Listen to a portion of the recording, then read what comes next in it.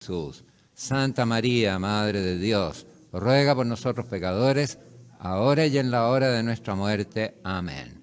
San José, ruega por nosotros. En el nombre del Padre, del Hijo y del Espíritu Santo. Amén. Bueno, la exhortación Amoris Laetitia, como ustedes bien saben, fue publicada en una fecha muy significativa, que fue el 19 de marzo, Día de San José, del año 2016. Y esta, el Papa tuvo la gentileza de mandársela como una carta personal así dirigida a los obispos, con esta carta que decía así: querido hermano, invocando la protección de la Sagrada Familia de Nazaret, me complazco en enviarte mi exhortación Amoris Laetitia, para el bien de todas las familias y de todas las personas, jóvenes y ancianas, confiadas a tu ministerio pastoral. Por eso entonces todos los que están aquí participando están interpelados, porque confiados a tu ministerio pastoral se dirige a cada obispo. Unidos en el Señor Jesús, con María y José, le pido que no se olvide de rezar por mí. El Papa siempre pide eso. Ya. La fecha de publicación, como dijimos, fue el 19 de marzo, en la solemnidad de San José, y recoge los resultados de los dos sínodos sobre la familia que fueron convocados por el Papa Francisco en los años 2014 y 2015, respectivamente, y también todo el magisterio anterior sobre la familia. Y hace uso de contribuciones también de diferentes conferencias episcopales del mundo, que la cita. La exhortación tiene 9 capítulos, distribuidos en 262 páginas. Es bastante extensa. La frase introductoria dice, por eso se llama Amoris Laetitia, que en latín se traduce la alegría del amor, que se vive en las familias, es también el júbilo de la Iglesia.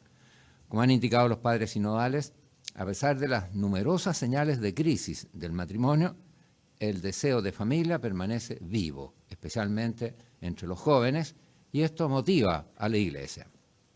Como respuesta a ese anhelo, el anuncio cristiano relativo a la familia es verdaderamente una buena noticia.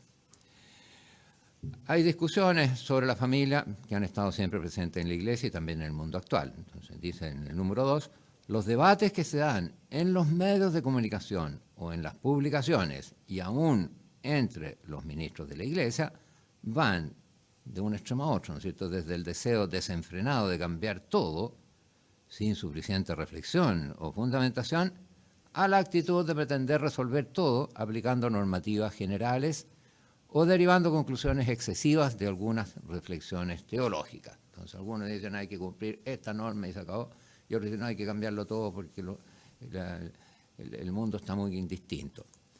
Bueno, en el número 6 el Papa explica el desarrollo, que son los capítulos que considera él centrales dedicados al amor. A continuación destacaré algunos caminos pastorales que nos orienten a construir hogares sólidos y fecundos según el plan de Dios, y dedicaré un capítulo a la educación de los hijos. Luego me detendré en una invitación a la misericordia y al discernimiento pastoral ante situaciones que no responden plenamente a lo que el Señor nos propone. Y por último plantearé breves líneas de espiritualidad familiar. Entonces, como dije, esta vez nosotros nos centraremos en lo que dice la Sagrada Escritura y también la situación actual de la familia. El capítulo primero tiene el título A la luz de la palabra. Después de evocar que la Biblia entera comienza con la creación, pero inmediatamente después con la relación entre el hombre y la mujer. Y esto es muy lógico porque toda persona que observa, ¿no es cierto?, la realidad se da cuenta que los seres humanos están divididos en mito y mito, ¿no es cierto?, hombre y mujer. Por tanto, obviamente, en la primera página de la Biblia tiene que estar la relación entre uno y otro. Y el llamado a la fecundidad. Y termina con la relación esponsal entre Cristo y la Iglesia. En el Apocalipsis dice el esposo, vengo, sí, ven pronto, Señor Jesús. Entonces es significativo que la primera página y la última, ¿no es cierto?, traten el tema del matrimonio, de lo esponsal.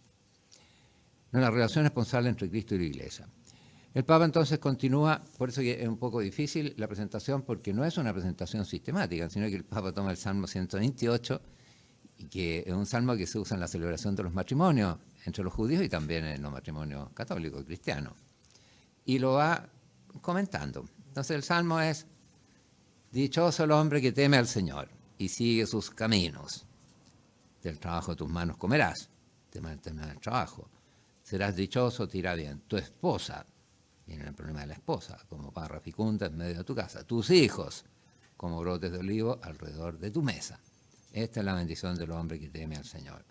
Que el Señor te bendiga desde Sion, que veas la prosperidad de Jerusalén todos los días de tu vida, que veas a los hijos de tus hijos, paz a Israel. Entonces va tomando cada punto y comentándolo. Entonces decíamos que se abre la Biblia con la relación entre el hombre y la mujer, que está en los dos relatos de la creación del ser humano.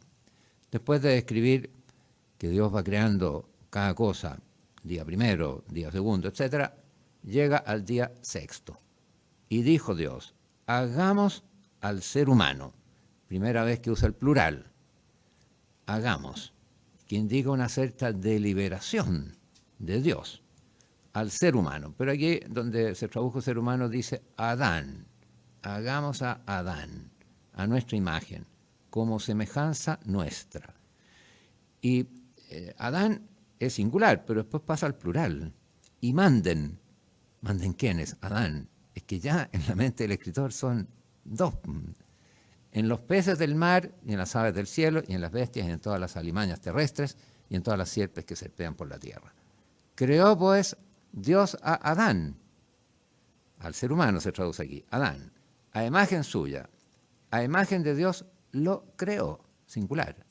Pero después dice, que es una expresión que la vamos a dejar tal cual, macho y hembra los creó. Entonces, ustedes ven que es imposible hablar de ser humano sin pasar al plural inmediatamente, por lo que ustedes están viendo.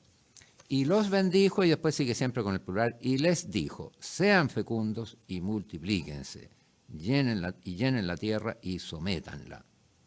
Manden en los peces del mar y en las aves del cielo y en todo animal que serpea sobre la tierra. Entonces, esta expresión macho y hembra es única, y la usa también Jesús, como vamos a ver.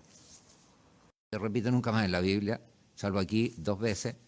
¿Por qué? Porque es una expresión creada exclusivamente para este punto. Suena en hebreo kenegdo. ¿Qué significa eso? Significa que significa como. Entonces, una ayuda como. Neged significa frente. Y la última O significa a él. Entonces, una ayuda como frente a él. Por eso se traduce aquí adecuada. Pero es como una ayuda que le sea adaptada, no sé cómo decirlo, pero que tiene que calzar en el fondo, que calce. Y entonces el Señor Dios formó del suelo todos los animales del campo y todas las aves del cielo. Pero no, el hombre no encontró esa ayuda adecuada en ninguno de esos seres. Entonces el Señor Dios hizo caer en profundo sueño sobre el hombre el cual se durmió. Y le quitó una de las costillas, rellenando el vacío con carne. Pero esta expresión realmente, yo no sé por qué la Biblia sigue traduciéndola así, pero no está bien traducida. Porque no es una costilla, es una parte. Sela significa parte. Costado, es un costado, una parte. Y rellenando el vacío con carne. De la costilla que el Señor Dios había tomado del hombre, formó una mujer. Ustedes comprenden que formar una mujer de una costilla es como muy poco, la costilla, una costilla. Y la llevó ante el hombre. Entonces, ¿por qué digo que no está bien traducido? Porque en realidad, ¿qué es lo que veía el hombre? Veía que aquí duro, de aquí para abajo blando. Entonces dice, ¿pero cómo? ¿Por qué no es toda una coraza completa? Ah, no, porque la parte de abajo se la sacó entera Dios para formar el esternón de la mujer. Por eso lo rellenó con carne. Entonces, ven, aquí duro. Cuando uno dice, la estómago blando, pues. Esa es la parte que rellenó con carne, pues, porque de ahí le sacó todas las costas, o sea, todo, pues, y con eso formó la mujer. Y así la mujer también resulta simétrica con el hombre. Entonces, de la parte que el Señor Dios había tomado del hombre, formó una mujer. Y la llevó ante el hombre. Entonces este exclamó, esta vez sí que es hueso de mis huesos y carne de mi carne. Será llamada Isha, que traducido significa mujer. Porque del varón, Ish, ha sido tomada. Ustedes ven que ya no usa la expresión, este texto, macho y hembra, porque lo sustituye por esto otro, que está enfrente, pues son simétricos. Si toda la parte del hombre la tiene la mujer. Y por eso esa parte que es del hombre tiene que volver al hombre. Y por eso se tiene que unir la mujer con el hombre. Por eso deja el hombre a su padre y a su madre y se une a su mujer. Y se hacen una sola carne. Aquí también el lenguaje bíblico resulta más pintoresco, ¿no es cierto?, más gráfico, porque donde nosotros traducimos se une, el texto original dice se pega, como cuando yo pego dos piezas con un pegamento. En San Francisco de Sales decía que el matrimonio es como un pegamento que pega tan bien dos piezas que se van a romper por cualquier parte menos que por ahí. Y esa es la idea. Y se hacen por eso una sola carne, porque quedaron muy, muy pegados. Ya, entonces, a esos dos textos a los que alude mezclándolos Jesús cuando le preguntaron unos fariseos, para ponerlo a prueba, ¿puede uno repudiar a su mujer por un motivo cualquiera? Ahora, el Papa en la exhortación apostólica usa el texto según San Mateo, pero en realidad, para mí entender, es casi mejor el de San Marco, que es el que sirve de origen. San Marco es más original que el que leíamos el domingo pasado. Pero en fin, en San Mateo también dice lo mismo, porque aquí San Mateo entra en un problema que es propio de los hebreos, y es por un motivo cualquiera. ¿Por cuál motivo? El problema es no si puede o no puede, como usted, sino ¿por cuál motivo? Porque la respuesta de Jesús debía haber dicho no, pues por un motivo cualquiera, no, pues tiene que ser un motivo grave. Así tendría que haber sido, ¿no es cierto? Y porque lo que se discutía en el tiempo de Jesús no era si podía o no podía, eso era claro que el hombre podía. Lo que se discutía era por cuál causal. Eran las causales las que se discutían, y esa es la pregunta. Entonces Jesús los remite a estos textos que leímos. No han leído que el Creador, desde el principio, aquí yo me equivoqué también porque debía haber puesto el principio, porque está haciendo alusión a esa frase, en el principio creó Dios el cielo y la tierra. Entonces, desde el principio, y además usa la expresión griega argé, que es la misma que está en el Génesis. Los hizo y usa la misma expresión, macho y hembra, porque está citando el texto. ¿Y qué dijo? Por eso dejará el hombre a su padre y a su madre, y pasa al segundo texto que leímos. Y se unirá a su mujer. También en griego dice una expresión que significa pegarse, kolotesita, o sea, se pegará a su mujer. Y ustedes se fijan que aquí, ¿se ve cuando yo pongo el cursor? No, ya. Si ustedes se fijan aquí, se unirá, más abajo usa el mismo texto, unió. Ya, en el original no es el mismo verbo, no es el mismo verbo, son dos verbos distintos. Y por eso es una pena que en las traducciones no sean más cuidadosos, porque debían haber traducido, dejará el hombre a su padre y su madre y se pegará a su mujer. No sé, pues no lo usan así, pero el texto es ese, se pegará a su mujer, o se adhirirá, no sé cómo decirlo. Y los dos harán una sola carne. En cambio, el tema de unión, después dice de manera, esta es una conclusión que saca Jesús, esta es conclusión de él. De manera que ya no son dos, sino una sola carne. Y ahora esta es su norma. No separe lo que Dios ha unido, no lo separa el hombre. Pero aquí al decir unión, usa otra expresión. Usa la expresión sin seignumi, que significa con yugar. O sea, con, en castellano todas las frases que dicen con, por ejemplo, convocar, con reñar, con, significa de dos, ¿no es cierto? Y usa el verbo yugo, yugar. Entonces, la expresión que tiene detrás Jesús son personas que van llevando un yugo. Y la misma expresión que dice cuando dice mi yugo es suave es la misma, y mi carga ligera. Y para llevar un yugo tienen que ser dos, y tienen que ir paralelos y juntos. Entonces, y ahí viene la palabra cónyuge. Cónyuge viene de ahí, ¿cierto? Dos que llevan el mismo yugo. Esa palabra la inventó Jesús en este texto. Puso bajo el mismo yugo. Eso es lo que quiere. Bueno, a quienes Dios puso bajo el mismo yugo, no lo separa el hombre. Y antes había dicho, este texto se pegará a su mujer. Bueno, el Amor y Leticia número 10 dice, los dos grandiosos primeros capítulos del Génesis nos ofrecen la representación de la pareja humana en su realidad fundamental. En ese texto inicial de la Biblia brillan algunas afirmaciones decisivas. La primera, citada sintéticamente por Jesús, declara, Dios creó al hombre a su imagen. A imagen de Dios lo creó. Aquí la expresión castellana no se atreve a decir macho y hembra, pero eso es lo que dice. Eso es lo que dice el texto. Porque es una expresión única también, porque está nada más que ahí. Y está también en la traducción griega. Sorprendentemente, la imagen de Dios tiene como paralelo explicativo precisamente a la pareja humana, hombre y mujer. Lo que es imagen de Dios es la unión de los dos, no cada uno por separado. Porque dice, a imagen de Dios los creó, macho y hembra los creó. Se preserva ciertamente la trascendencia de Dios, no quiere decir que Dios tenga una esposa, no. Pero puesto que es al mismo tiempo el creador, la fecundidad de la pareja humana es la imagen viva y eficaz, signo visible del acto creador.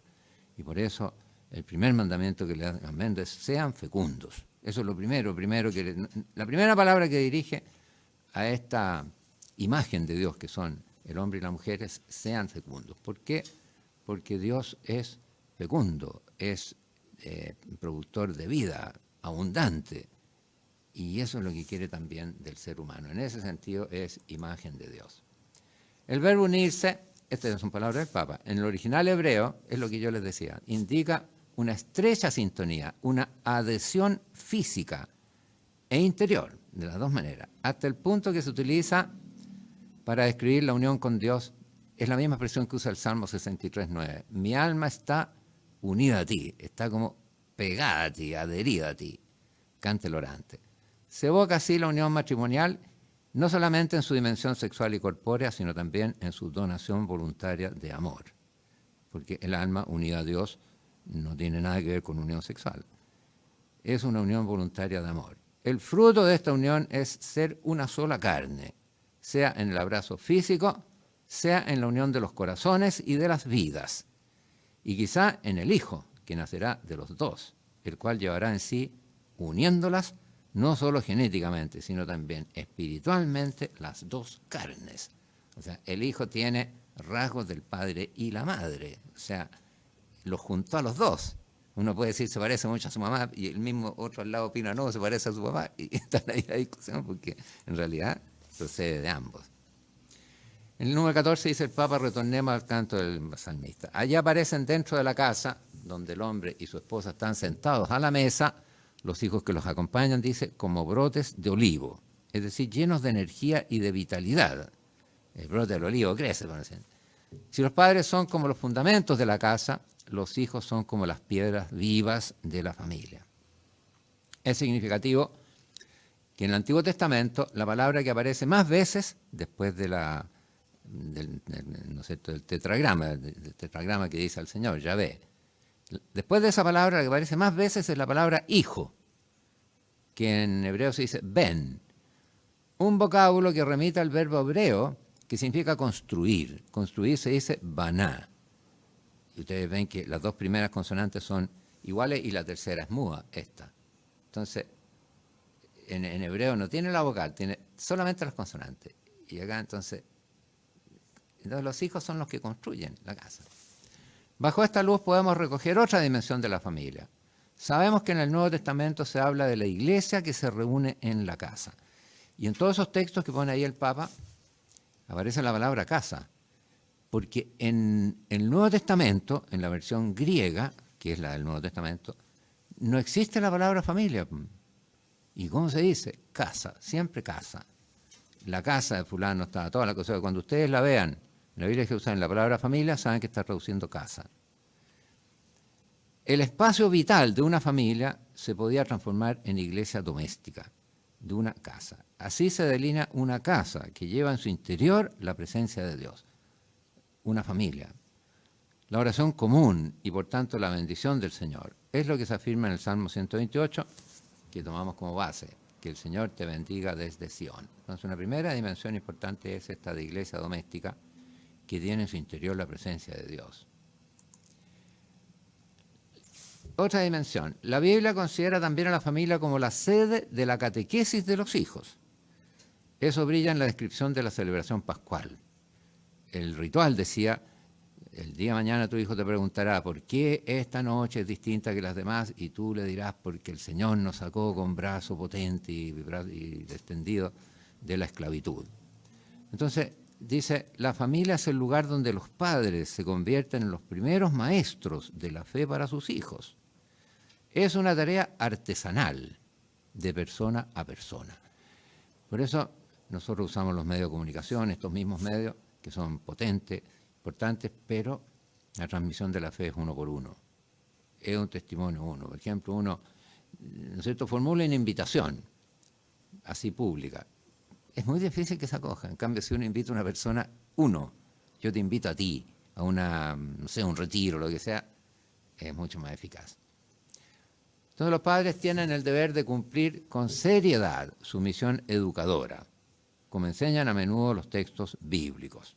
Escucha, hijo, la instrucción de tu padre continuamente. Todos los textos sapienciales parten así, ¿no es cierto? Los hijos están, por su parte, llamados a acoger y practicar el mandamiento. Honra a tu padre y a tu madre. Por tanto, escucha su instrucción. Desde donde el verbo honrar indica el cumplimiento de los compromisos familiares y sociales en su plenitud. Otra dimensión que es importante destacar, el Evangelio nos recuerda también que los hijos no son una propiedad de la familia, sino que tienen por delante su propio camino de vida.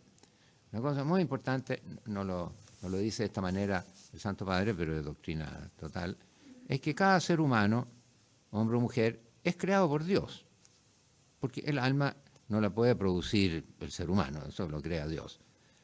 Pero lo crea de una manera muy misteriosa y sabia, lo crea a través de la unión conyugal de un hombre y una mujer. Entonces ellos, el hombre y la mujer, tienen que entender que a ellos se les ha encomendado una misión, que es tener ese hijo como hijo. Pero no son dueños del hijo, el dueño del hijo es Dios. Y por eso dice, la elección de vida del hijo y su misma vocación cristiana pueden exigir una separación para cumplir con su propia entrega al reino de Dios. Es más, Jesús mismo a los 12 años responde a María y a José que tiene otra misión más alta que cumplir, más allá de su familia histórica o terrena. Por eso, también en otro texto exaltan la necesidad de otros lazos más profundos, también dentro de las relaciones familiares. Mi madre y mis hermanos son estos, los que escuchan la palabra de Dios y la ponen por obra. Entonces, es cierto que el padre tiene la misión de educar a los hijos, pero es una misión que Dios le ha encomendado y el hijo no es propiedad, que él pueda, por ejemplo, no sé, pues si Miguel Ángel, por ejemplo, hace el Moisés, estatua famosa en el mundo, y encuentra que no le quedó muy buena, lo puedes hacer, hay que hacer otra si le quedó mala, le quedó fea, porque es creación de él, es propiedad de él. El hijo no es eso, el hijo es de Dios. Entonces el padre lo que tiene que hacer es ayudarlo a que él encuentre su propio camino. El idilio que manifiesta el Salmo 128 pasa a otra dimensión, ¿cierto? No niega una realidad amarga que marca toda la Sagrada Escritura. Es la presencia del dolor, del mal, de la violencia. Ya inmediatamente los hijos de Adán y Eva, la violencia entre Caín y Abel, hasta la muerte, ¿sí? Que rompen la vida de la familia y su íntima comunión de vida y de amor. Entonces la definición de la familia, la dice el Papa aquí, también citándola la pasada, es íntima comunión de vida y de amor. Esa es una familia. Por algo el discurso de Cristo sobre el matrimonio está inserto dentro de una disputa sobre el divorcio. Si uno quiere decir qué es lo que enseñó Jesús sobre el matrimonio y la familia, hay que ir a buscar esa ¿no es cierto?, trampa que le quisieron poner, eso ponerlo a prueba sobre la causal que permita al hombre repudiar a su mujer, y que Jesús dice, no voy a entrar en causal porque no se puede, o sea, por ni una ni otra, no hay causal. La palabra de Dios, pero quiero decir que, o sea, lo que quiero decir es que el divorcio es ruptura, pues entonces ya está, el pecado deja solo, impide la unión. Y eso es lo que demuestra también ese texto. Entonces eso es lo que dice el Papa, el divorcio. El divorcio no se suma a la persona en la soledad. La palabra de Dios es testimonio constante de esa dimensión oscura que se abre ya en los inicios, cuando con el pecado, es lo que estábamos diciendo, entre la relación de amor y de pureza entre el varón y la mujer se transforma en un dominio. El castigo, digamos, y la sentencia que Dios formula para las mujeres, tendrás ansia de tu marido y él te dominará. Entonces uno dice, nada, esto está haciendo alusión a algo que está en la historia de la humanidad por todos lados, que es el machismo. ¿Y el machismo de dónde procede? Del pecado. Y por eso, para liberar al machismo hay que liberar del pecado. Bueno, al comienzo del Salmo 128, el que está comentando, el padre es presentado como un trabajador, quien con la obra de sus manos puede sostener el bienestar físico y la serenidad de la familia. Comerás del trabajo de tus manos, serás dichoso, te irá bien. Que el trabajo sea una parte fundamental de la dignidad de la vida humana se deduce también de las primeras páginas de la Biblia, cuando se declara que Dios tomó al hombre, lo colocó en el jardín de Edén para que lo guardara y lo trabajara, lo cultivara. Eso no es sentencia ni castigo, nada. Es la condición del ser humano, porque todavía no ha acontecido el pecado. Esto es antes. Así que muchos dicen, el trabajo es la consecuencia del pecado. No. El trabajo edifica al hombre, lo perfecciona, le da mayor conocimiento. Es un gozo. Después del pecado lo que ocurre es que el trabajo también está afectado por el pecado y se hace duro, empiezan la opresión, los abusos, todo eso. Pero eso no es porque el trabajo sea trabajo, sino que porque está afectado por el pecado. Tampoco podemos olvidar la degeneración que el pecado introduce en la sociedad, cuando el ser humano se comporta como tirano ante la naturaleza, devastándola, usándola de modo egoísta y hasta brutal. Las consecuencias son al mismo tiempo la desertificación del suelo y los desequilibrios económicos y sociales, contra los cuales se levanta con claridad la voz de los profetas, desde Elías, hasta llegar a las palabras que el mismo Jesús pronuncia contra la injusticia, que es tema de estos días, porque como ustedes habrán visto por todos los medios de comunicación, ¿cierto? El tema ambiental, que está tan crítico. Bueno, Cristo ha introducido como emblema de sus discípulos sobre todo la ley del amor. Esta es la única solución a todo. Y del don de sí a los demás. Y lo hizo a través de un principio que un padre o una madre suelen testimoniar en su propia existencia. Nadie tiene amor más grande que el que da la vida por sus amigos. Entonces, entre los esposos tiene que haber una relación también de amistad, porque la relación de amistad es la forma superior de amor. Es la máxima, que es la que usó Jesús para con sus discípulos. Fruto del amor son también la misericordia y el perdón. Y más adelante, en el número siguiente, dice: en el horizonte del amor, central en la experiencia cristiana del matrimonio y de la familia, se destaca también otra virtud, algo ignorada en los tiempos de relaciones frenéticas y superficiales, que es la ternura, que es ese ser amable, buena persona, tratar como con una sonrisa. Con esta mirada hecha de fe y de amor, de gracia y de compromiso, de familia humana y de Trinidad Divina, contemplamos la familia que la palabra de Dios confía en las manos del varón, de la mujer y de los hijos, para que conformen una comunión de personas que sea imagen de la unión entre el Padre, el Hijo y el Espíritu Santo. Una tarea entonces suprema, por cierto, hacer que sea imagen de la Trinidad. La actividad generativa y educativa es a su vez un reflejo de la obra creadora del Padre. La familia está llamada a compartir la oración cotidiana. Esto es muy importante, la oración común de una comunidad, ¿no es cierto?, de vida y de amor. La lectura de la palabra de Dios y la comunión eucarística para hacer crecer el amor y convertirse cada vez más en templo donde habita el Espíritu. Yo quiero citar esta frase que es muy hermosa del Catecismo, que está tomada de Tertuliano. Tertuliano era bien exigente en la relación entre hombre y mujer y tiene una obra que se llama De Uxore, o sea, sobre la esposa, sobre la mujer. Y tiene esta frase que la cita el Catecismo, el número 1642. ¿De dónde voy a sacar la fuerza para describir de manera satisfactoria la dicha del matrimonio que celebra la Iglesia, que confirma la ofrenda, que sella la bendición? Los ángeles lo proclaman. El Padre Celestial lo ratifica. ¿Qué matrimonio el de dos cristianos unidos por una sola esperanza, un solo deseo, una sola disciplina, el mismo servicio? Los dos hijos de un mismo Padre, servidores de un mismo Señor. Nada los separa, ni en el espíritu ni en la carne. Al contrario, son verdaderamente dos en una sola carne. Donde la carne es una, también es uno el espíritu. Tertuliano escribía muy bien, pues él es el creador de la lengua, o sea, él es el creador de la lengua eclesiástica latina.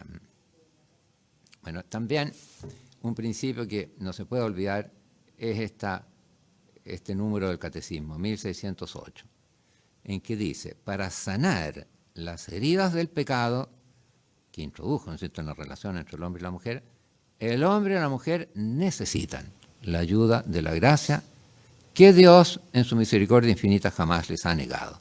Pero necesitan la ayuda de la gracia. Y sin eso, dice, no pueden.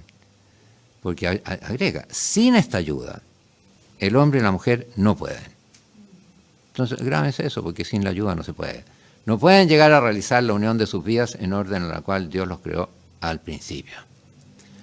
Entonces, esto es muy importante porque realmente cuando Jesús volvió las cosas al principio, los apóstoles reaccionaron diciendo, bueno, si es así, no vale la pena casarse. Porque consideraban que no se podía y tenían razón. Y Jesús les dio la razón. Le dijo, no, no se puede.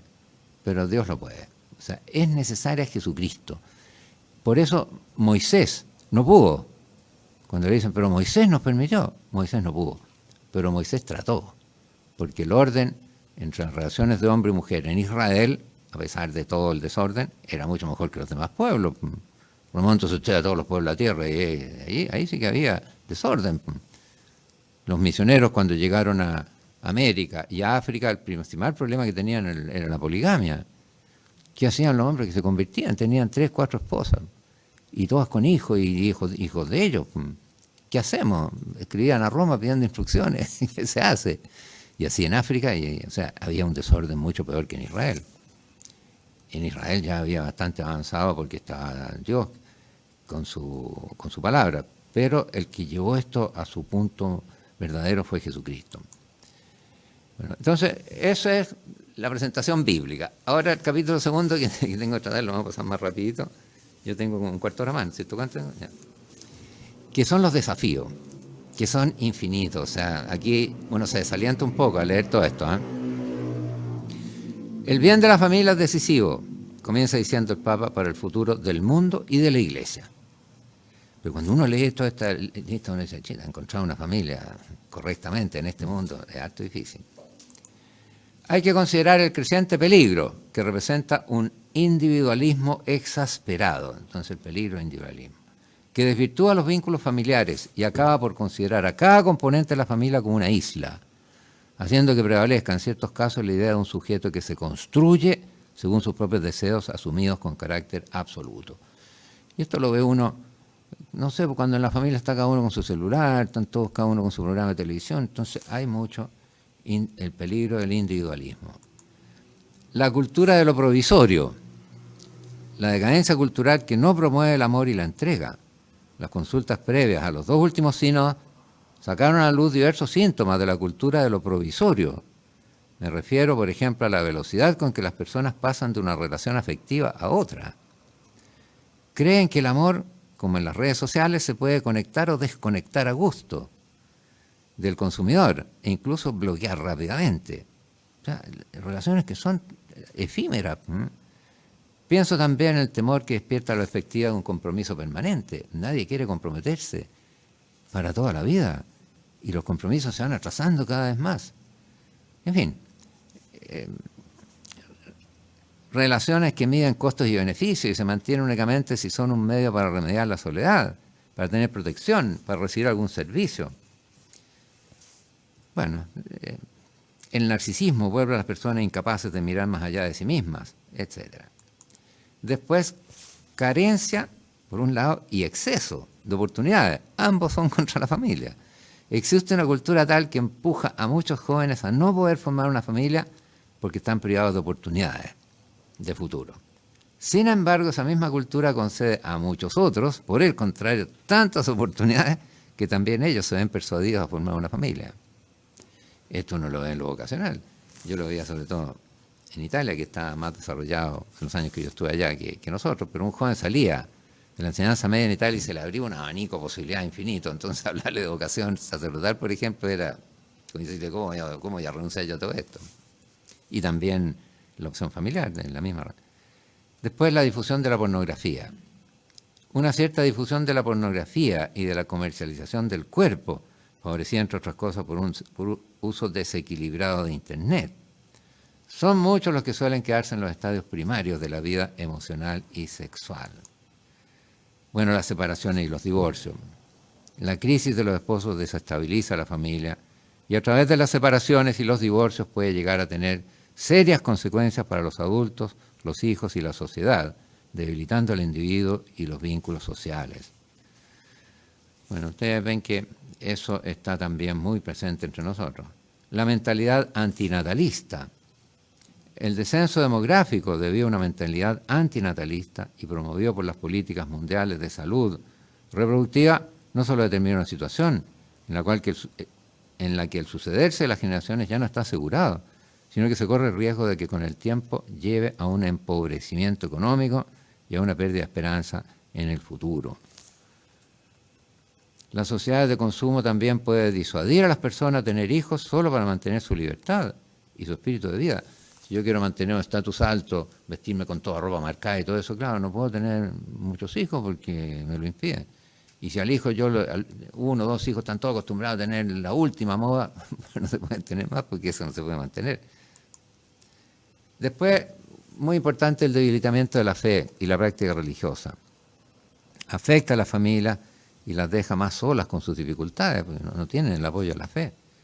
Los padres afirmaron, los padres sinodales, que una de las mayores pobrezas de la cultura actual es la soledad, fruto de la ausencia de Dios en la vida de las personas y de la fragilidad de las relaciones. Falta de una vivienda digna, también esto es un problema. No puede una familia crecer mucho si tiene una vivienda muy pequeña. La falta de una vivienda digna o adecuada suele llevar a postergar la formalización de una relación. Hay que recordar que la familia tiene derecho a una vivienda decente. ¿Se acuerdan que ya dijimos que casa y familia, la familia tiene que tener su casa, su espacio? Tanto como digo que en griego familia se dice casa.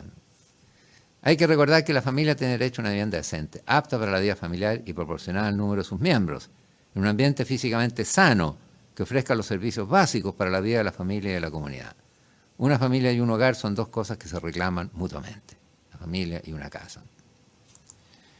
Largas jornadas de trabajo, también con largos desplazamientos también. Esto no ayuda a los miembros de la familia a encontrarse entre ellos y con los hijos para alimentar sus relaciones. Niños nacidos fuera del matrimonio. Esto también es muy grave. En nuestra patria, en Chile, nacen más niños fuera del matrimonio que en el matrimonio. Son muchos los niños que nacen fuera del matrimonio, especialmente en algunos países, y muchos los que después crecen con uno solo de los padres o en un contexto familiar ampliado o reconstituido. Las migraciones, problema muy grave. De ahora último y se va acentuando, ¿no? Desde el año 2016 hasta ahora, que fue cuando se escribió la exhortación, ha aumentado. Representan un signo de los tiempos y hay que afrontar y comprender con toda la carga de consecuencias sobre la vida familiar. El último signo ha dado una gran importancia a esta problemática al expresar que atañe en modalidades diversas a poblaciones enteras en varias partes del mundo. Personas con discapacidad. También los padres sinodales dedicaron especial atención a las familias de las personas con discapacidad, en las cuales dichos hándicaps que irrumpen la vida genera un desafío profundo e inesperado y desbarata los equilibrios, los deseos y las expectativas. Merecen una gran admiración a las familias que aceptan con amor la difícil prueba de un niño discapacitado. Ellas dan a la Iglesia y a la sociedad un valioso testimonio de fidelidad al don de la vida. Ahora esto, desgraciadamente, es muy importante porque en países así más desarrollados, en Italia mismo, donde hay aborto libre, estos niños ya no nacen, ese es el problema, y ya se ven cada vez menos. Pero eso es una falta de una frialdad muy grande de la sociedad. Los ancianos, en la sociedad altamente industrializada, donde su número va en aumento, mientras que la tasa de natalidad disminuye, estos corren el riesgo de ser percibidos como un peso. Por otro lado, los cuidados que requieren a menudo ponen a prueba dura a los seres queridos. Y entonces empieza la eutanasia y el suicidio asistido son graves amenazas para las familias de todo el mundo.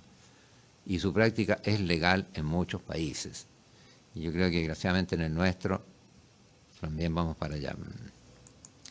La drogadependencia, como una de las plagas de la época que hace sufrir a muchas familias. Y no pocas veces termina destruyéndolas, sobre todo cuando el que está ¿no es cierto?, dependiente del marido, ¿no es cierto? Y ahí claro, es grave. La violencia intrafamiliar, caldo de cultivo para nuevas formas de agresividad social. Es escuela de resentimiento y de odio en las relaciones humanas básicas. Las uniones de hecho, o entre personas del mismo sexo, por ejemplo, no pueden equipararse sin más al matrimonio. Ninguna unión precaria o cerrada a la comunicación de la vida nos asegura el futuro de la sociedad.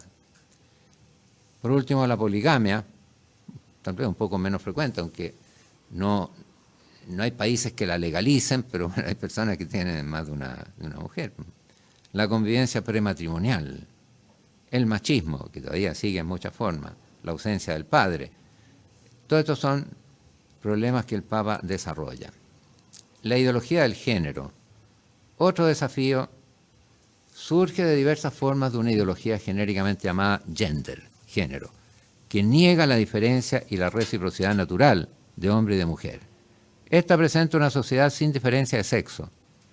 O sea, nosotros tenemos que hablar de sexo y no de género. Y vacía el fundamento antropológico de la familia.